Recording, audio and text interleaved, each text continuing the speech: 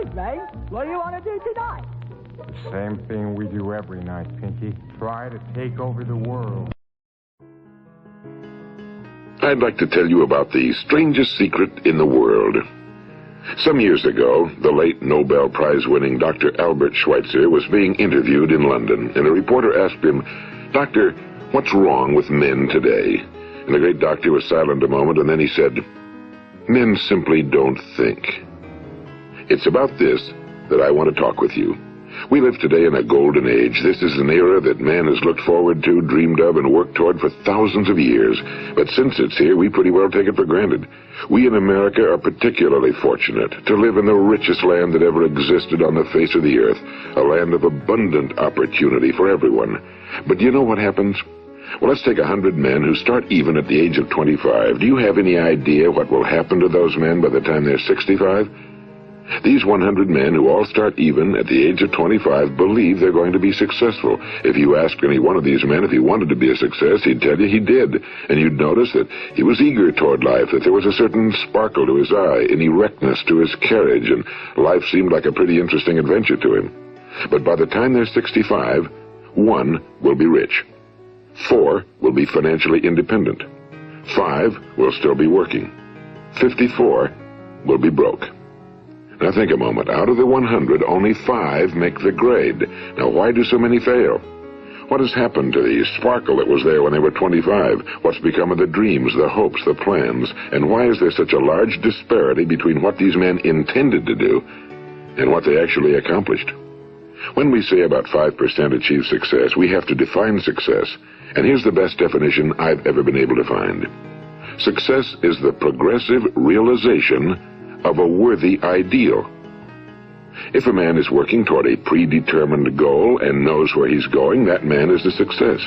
If he's not doing that, he's a failure. Success is the progressive realization of a worthy ideal. Rollo May, the distinguished psychiatrist, wrote a wonderful book called Man's Search for Himself. And in this book he says, the opposite of courage in our society is not cowardice. It is conformity. And there you have the trouble today. It's conformity, people acting like everyone else without knowing why, without knowing where they're going. Now think of it. In America right now, there are over 18 million people 65 years of age and older. And most of them are broke. They're dependent on someone else for life's necessities. Now, we learn to read by the time we're 7. We learn to make a living by the time we're 25. Usually by that time, we're not only making a living, we're supporting a family. And yet by the time we're 65, we haven't learned how to become financially independent in the richest land that has ever been known. Why? We conform. And the trouble is that we're acting like the wrong percentage group, the 95 who don't succeed. Now, why do these people conform? Well, they really don't know. These people believe that their lives are shaped by circumstances, by things that happen to them, by exterior forces. They're outer-directed people. A survey was made one time that covered a lot of men, working men, and these men were asked, why do you work? Why do you get up in the morning? 19 out of 20 had no idea. If you ask them, they'll say, well, everyone goes to work in the morning, and that's the reason they do it, because everyone else is doing it. Now let's get back to our definition of success. Who succeeds? The only person who succeeds is the person who is progressively realizing a worthy ideal. He's the person who says, I'm going to become this, and then begins to work toward that goal. I'll tell you who the successful people are. A success is the school teacher who's teaching school because that's what he or she wants to do. The success is the woman who's a wife and mother because she wanted to become a wife and mother and is doing a good job of it. The success is the man who runs the corner gas station because that was his dream. That's what he wanted to do. The success is the successful salesman who wants to become a top-notch salesman and grow and build with his organization. A success is anyone who is doing deliberately a predetermined job because that's what he decided to do deliberately. But only 1 out of 20 does that. That's why today there isn't really any competition unless we make it for ourselves. Instead of competing, all we have to do is create. You know, for 20 years, I looked for the key which would determine what would happen to a human being. Was there a key I wanted to know which would make the future a promise that we could foretell to a large extent? Was there a key that would guarantee a person's becoming successful if he only knew about it and knew how to use it? Well, there is such a key, and I've found it. Have you ever wondered why so many men work so hard and honestly without ever achieving anything in particular, and others don't seem to work hard and yet seem to get everything? They seem to have the magic touch. You've heard them say that about someone. Everything he touches turns to gold. And have you ever noticed that a man who becomes successful tends to continue to become successful? And on the other hand, have you noticed how a man who's a failure tends to continue to fail? Well, it's because of goals. Some of us have goals, some don't. People with goals succeed because they know where they're going. It's that simple. Think of a ship leaving a harbor, and think of it with the complete voyage mapped out and planned. The captain and crew know exactly where it's going and how long it'll take. It has a definite goal. Now, 9,999 times out of 10,000, it will get to where it started out to get. Now, let's take another ship, just like the first, only let's not put a crew on it or a captain at the helm. Let's give it no aiming point, no goal, no destination. We just start the engines and let it go. I think you'll agree with me that if it gets out of the harbor at all, it will either sink or wind up on some deserted beach, a derelict. It can't go anyplace because it has no destination and no guidance, and it's the same with a human being. Take the salesman, for example. There's no other person in the world today with the future of a good salesman. Selling is the world's highest paid profession, if we're good at it and if we know where we're going. Every company needs top-notch salesmen, and they reward those men. The sky's the limit for them. But how many can you find? Someone once said the human race is fixed, not to prevent the strong from winning, but to prevent the weak from losing. The American economy today can be likened to a convoy in time of war. The entire economy is slowed down to protect its weakest link, just as the convoy had to go at the speed that would permit its slowest vessel to remain in formation. That's why it's so easy to make a living today. It takes no particular brains or talent to make a living and support a family today. So we have a plateau of so-called security, if that's what a person's looking for. But we do have to decide how high above this plateau we want to aim. Now let's get back to the strangest secret in the world, the story that I wanted to tell you today. Why do men with goals succeed in life and men without them fail? Well, let me tell you something which, if you really understand it, will alter your life immediately. If you understand completely what I'm going to tell you from this moment on, your life will never be the same again. You'll suddenly find that good luck just seems to be attracted to you. The things you want just seem to fall in line, and from now on you won't have the problems, the worries, the gnawing lump of anxiety that perhaps you've experienced before. Doubt, fear, well, they'll be things of the past. Here's the key to success and the key to failure. We become what we think about. Now let me say that again. We become what we think about. Throughout all history, the great wise men and teachers, philosophers and prophets have disagreed with one another on many different things. It's only on this one point that they are in complete and unanimous agreement. Listen to what Marcus Aurelius, the great Roman emperor, said. A man's life is what his thoughts make of it. Disraeli said this. Everything comes if a man will only wait. I've brought myself by long meditation to the conviction that a human being with a settled purpose must accomplish it, and that nothing can resist a will that will stake even existence for its fulfillment. Ralph Waldo Emerson said this, a man is what he thinks about all day long. William James said, the greatest discovery of my generation is that human beings can alter their lives by altering their attitudes of mind. And he also said, we need only in cold blood act as if the thing in question were real, and it will become infallibly real by growing into such a connection with our life that it will become real. It will become so knit with habit and emotion that our interest in it will be those which characterize belief. And he also said, if you only care enough for a result, you will almost certainly attain it. If you wish to be rich, you will be rich. If you wish to be learned, you will be learned. If you wish to be good, you will be good. Only you must then really wish these things, and wish them exclusively, and not wish at the same time 100 other incompatible things just as strongly. In the Bible, you read in Mark 9:23, if thou canst believe, all things are possible to him that believeth. My old friend Dr. Norman Vincent Peale put it this way, this is one of the greatest laws in the universe. Fervently do I wish I had discovered it as a very young man. It dawned upon me much later in life, and I found it to be one of the greatest, if not my greatest discovery outside of my relationship to God.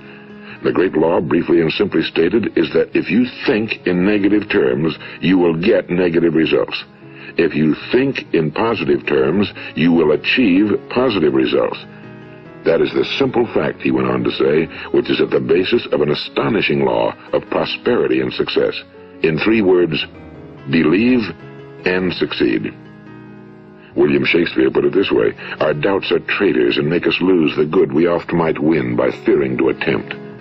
George Bernard Shaw said, people are always blaming their circumstances for what they are. I don't believe in circumstances. The people who get on in this world are the people who get up and look for the circumstances they want, and if they can't find them, make them.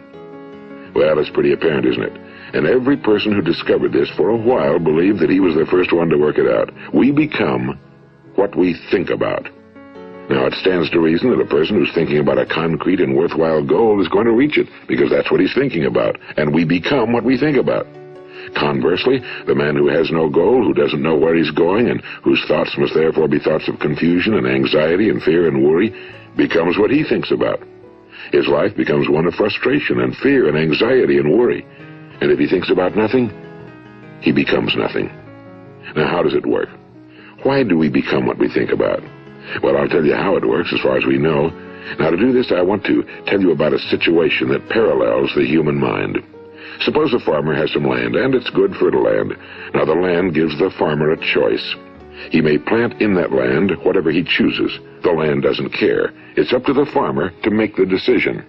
Now, remember, we're comparing the human mind with the land because the mind, like the land, doesn't care what you plant in it. It will return what you plant, but it doesn't care what you plant.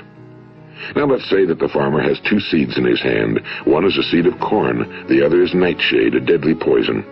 He digs 2 little holes in the earth, and he plants both seeds, one corn, the other nightshade.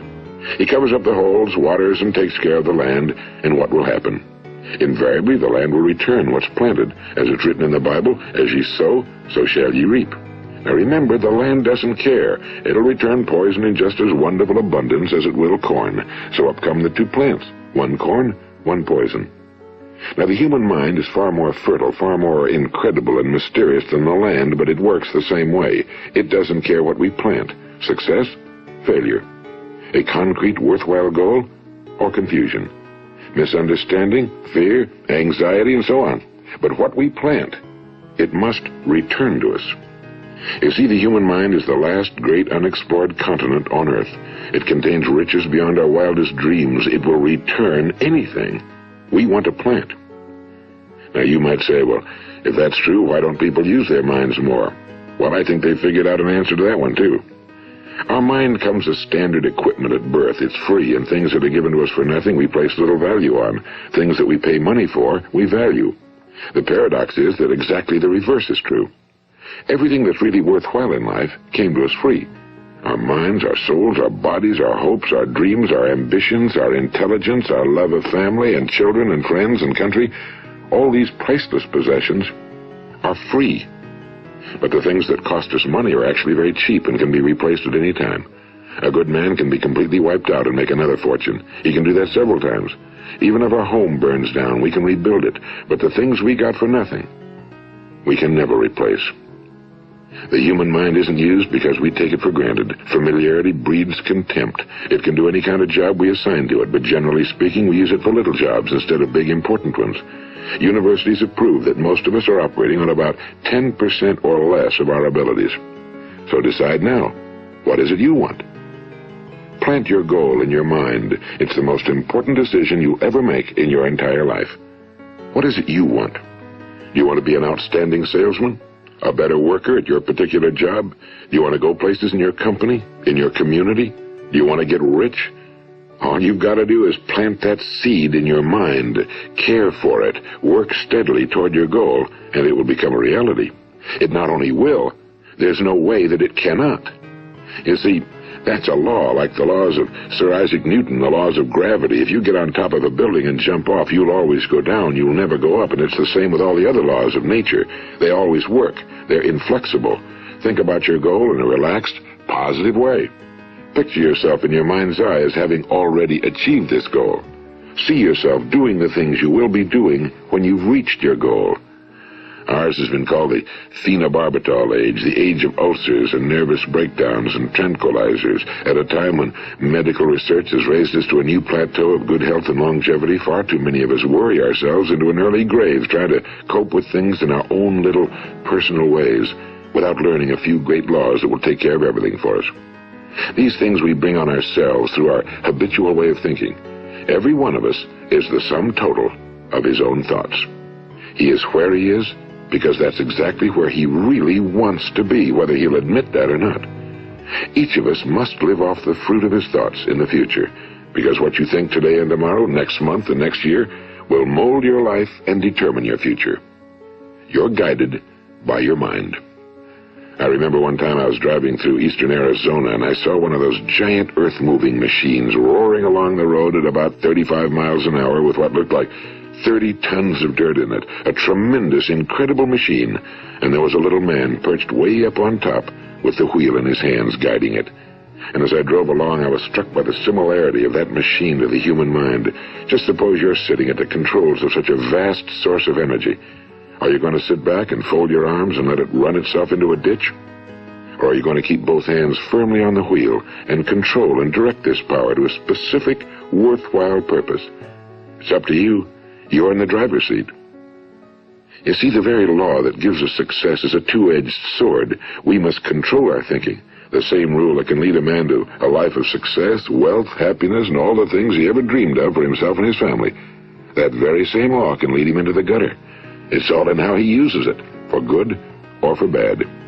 This is the strangest secret in the world. Now, why do I say it's strange, and why do I call it a secret? Actually, it isn't a secret at all. It was first promulgated by some of the earliest wise men, and it appears again and again throughout the Bible, but very few people have learned it, understand it. That's why it's strange, and why for some equally strange reason it virtually remains a secret. I believe that you could go out and walk down the main street of your town and ask one man after another what the secret of success is, and you probably wouldn't run into one man in a month who could tell you. Now, this information is enormously valuable to us if we really understand it and apply it. It's valuable to us not only for our own lives, but the lives of those around us, our families, employees, associates, and friends. Life should be an exciting adventure. It should never be a bore. A man should live fully, be alive. He should be glad to get out of bed in the morning. He should be doing a job he likes to do because he does it well. One time I heard Grove Patterson, the great late editor-in-chief of the Toledo Daily Blade, make a speech, and as he concluded his speech, he said something I've never forgotten. He said, "My years in the newspaper business have convinced me of several things. Among them, that people are basically good, and that we came from someplace, and we're going someplace. So we should make our time here an exciting adventure. The architect of the universe didn't build a stairway leading nowhere." And the greatest teacher of all, the carpenter from the plains of Galilee, gave us the secret time and time again. As ye believe, so shall it be done unto you. I've explained the strangest secret in the world and how it works. Now, on this side, I want to explain how you can prove to yourself the enormous returns possible in your own life by putting this secret to a practical test. I want you to make a test that will last 30 days. It isn't going to be easy, but if you'll give it a good try, it will completely change your life for the better. Now, back in the 17th century, Sir Isaac Newton, the English mathematician and natural philosopher, gave us the natural laws of physics, which apply as much to human beings as they do to the movement of bodies in the universe. And one of these laws is that for every action, there is an equal and opposite reaction. Simply stated, as it applies to you and me, it means we can achieve nothing without paying the price. The results of your 30-day experiment will be in direct proportion to the effort you put forth. To be a doctor, you must pay the price of long years of difficult study. To be successful in selling, and remember that each of us succeeds to the extent of his ability to sell. Selling our families on our ideas, selling education in schools, selling our children on the advantages of living the good and honest life, selling our associates and employees on the importance of being exceptional people. To, of course, the profession of selling itself. But to be successful in selling our way to the good life, we must be willing to pay the price. Now, what is that price? Well, it's many things. First, it's understanding emotionally, as well as intellectually, that we literally become what we think about, that we must control our thoughts if we're to control our lives. It's understanding fully that as ye sow, so shall ye reap. Second, it's cutting away all fetters from the mind and permitting it to soar as it was divinely designed to do.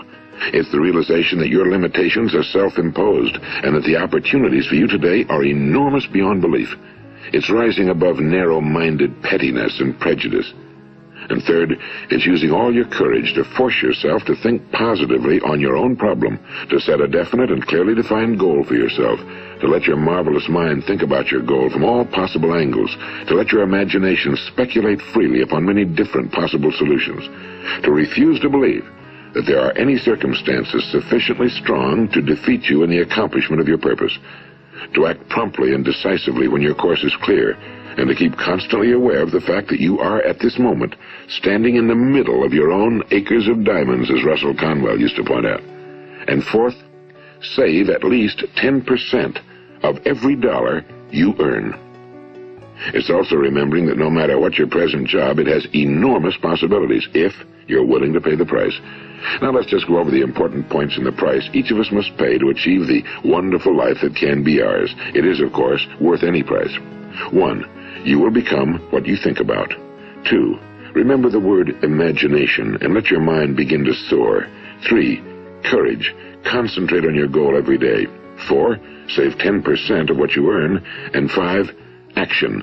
Ideas are worthless unless we act on them. Now, I'll try to outline the 30-day test I want you to make. Keep in mind that you have nothing to lose by making this test and everything you could possibly want to gain. There are 2 things that may be said of everyone. Each of us wants something, and each of us is afraid of something. I want you to write on a card what it is you want more than anything else.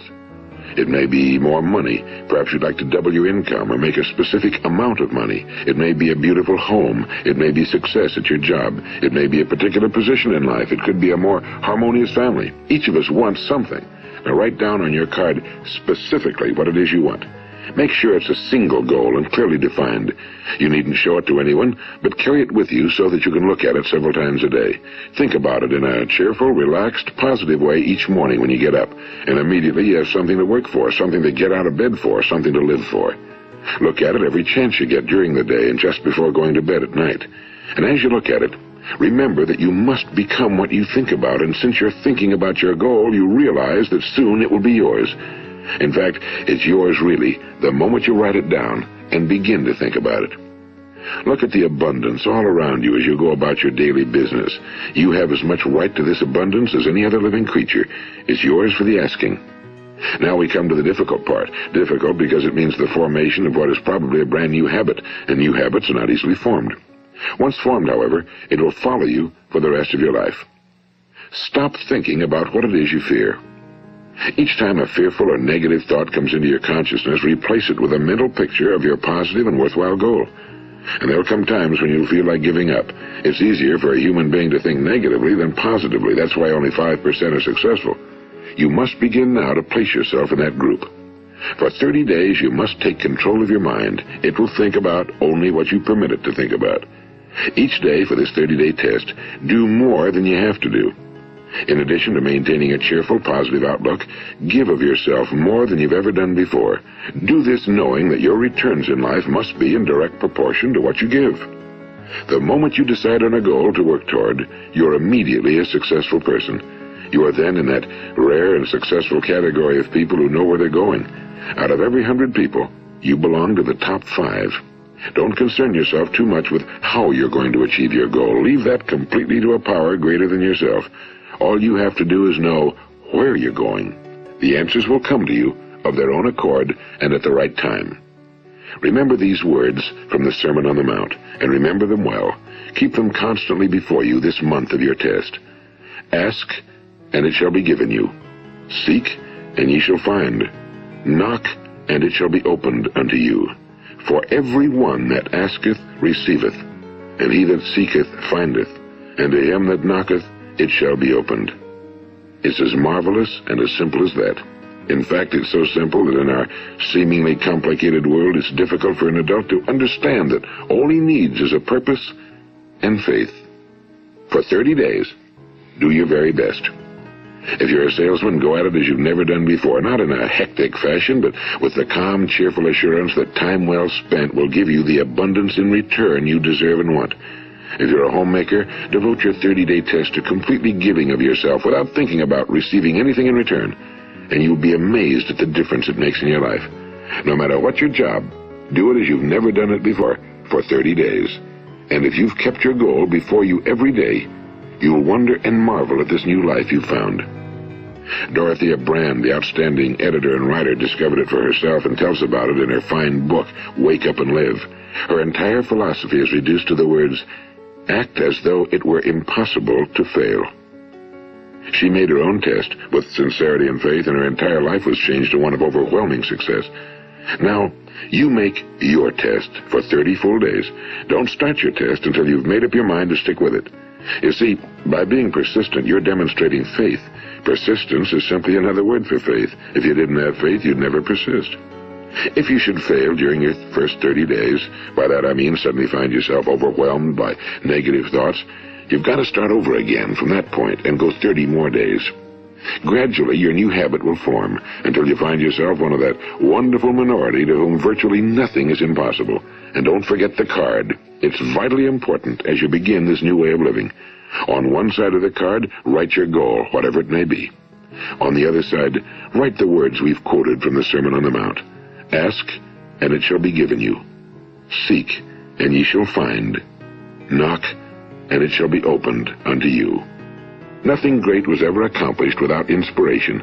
See that during these crucial first 30 days, your own inspiration is kept at a peak. And above all, don't worry. Worry brings fear, and fear is crippling. The only thing that can cause you to worry during your test is trying to do it all yourself. Know that all you have to do is hold your goal before you. Everything else will take care of itself. Remember also to keep calm and cheerful. Don't let petty things annoy you and get you off course. Now, since making this test is difficult, some will say, why should I bother? Well, look at the alternative. No one wants to be a failure. No one really wants to be a mediocre individual. No one wants a life constantly filled with worry and fear and frustration. Therefore, remember that you must reap that which you sow. If you sow negative thoughts, your life will be filled with negative things. If you sow positive thoughts, your life will be cheerful, successful, and positive. Now, gradually, you will have a tendency to forget what you've heard on this recording. Play it often. Keep reminding yourself of what you must do to form this new habit. Gather your whole family around at regular intervals and listen to what's been said here. You know, most men will tell you that they want to make money without understanding the law. The only people who make money work in a mint. The rest of us must earn money. This is what causes those who keep looking for something for nothing or a free ride to fail in life. The only way to earn money is by providing people with services or products which are needed and useful. We exchange our time and our product or service for the other man's money. Therefore, the law is that our financial return will be in direct proportion to our service. Now, success is not the result of making money. Making money is the result of success, and success is in direct proportion to our service. Most people have this law backwards. They believe that you're successful if you earn a lot of money. The truth is that you can only earn money after you're successful. It's like the story of the man who sat in front of the stove and said to it, "Give me heat, and then I'll add the wood." How many men and women do you know, or do you suppose there are today, who take the same attitude toward life? There are millions. We've got to put the fuel in before we can expect heat. Likewise, we've got to be of service first before we can expect money. Don't concern yourself with the money. Be of service, build, work, dream, create. Do this and you'll find there's no limit to the prosperity and abundance that will come to you. Prosperity, you know, is founded upon a law of mutual exchange. Any person who contributes to prosperity must prosper in turn himself. Sometimes the return will not come from those you serve, but it must come to you from someplace, because that's the law. For every action, there is an equal and opposite reaction. As you go daily through your 30-day test period, remember that your success will always be measured by the quality and quantity of service you render, and money is a yardstick for measuring this service. No man can get rich himself unless he enriches others. Now, there are no exceptions to a law. You can drive down any street in America and from your car estimate the service that's being rendered by the people living on that street. Had you ever thought of this yardstick before? It's interesting. Some, like ministers and priests and other devoted people, measure their returns in the realm of the spiritual, but again, their returns are equal to their service. Once this law is fully understood, any thinking person can tell his own fortune. If he wants more, he must be of more service to those from whom he receives his return. If he wants less, he has only to reduce his service. This is the price you must pay for what you want. If you believe you can enrich yourself by deluding others, you can end only by deluding yourself. It may take some time, but just as surely as you breathe, you'll get back what you put out. Don't ever make the mistake of thinking you can avert this. It's impossible. The prisons and the streets where the lonely walk are filled with people who tried to make new laws just for themselves. We may avoid the laws of man for a while, but there are greater laws that cannot be broken. An outstanding medical doctor recently pointed out 6 steps that will help you realize success. 1. Set yourself a definite goal. 2. Quit running yourself down. 3. Stop thinking of all the reasons why you cannot be successful and instead think of all the reasons why you can. 4. Trace your attitudes back through your childhood and try to discover where you first got the idea you couldn't be successful, if that's the way you've been thinking. 5. Change the image you have of yourself by writing out a description of the person you would like to be. And 6. Act the part of the successful person you have decided to become. The doctor who wrote those words is a noted West Coast psychiatrist, Dr. David Harold Fink. Do what the experts since the dawn of recorded history have told you must do. Pay the price by becoming the person you want to become. It's not nearly as difficult as living unsuccessfully. Make your 30-day test, then repeat it again, and each time it will become more a part of you until you'll wonder how you could ever have lived any other way. Live this new way and the floodgates of abundance will open and pour over you more riches than you may have dreamed existed. Money? Yes, lots of it. But what's more important, you'll have peace. You'll be in that wonderful minority who lead calm, cheerful, successful lives. Start today. You have nothing to lose, but you have a whole life to win.